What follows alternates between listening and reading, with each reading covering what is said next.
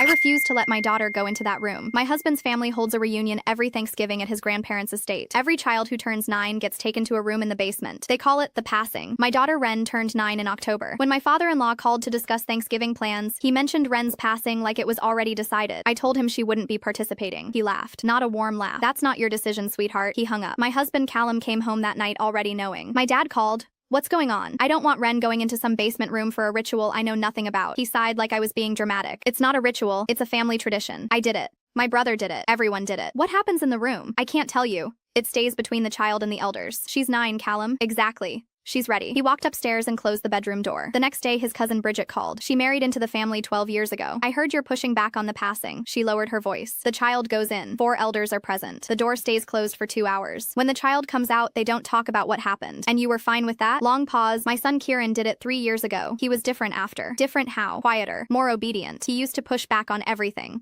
After the passing, he just stopped. She hung up before I could respond. That night, I told Callum everything Bridget said. His face hardened. Bridget is dramatic. Kieran grew up. That's what kids do. Then tell me what happens in that room. You're not blood. I'm her mother. And I'm her father. She's doing the passing. I didn't sleep that night. The following morning, Callum's mother showed up unannounced. She sat at my kitchen table with her coat still on. The elders sit with the child and share the family history. Stories going back over 100 years. Hardships.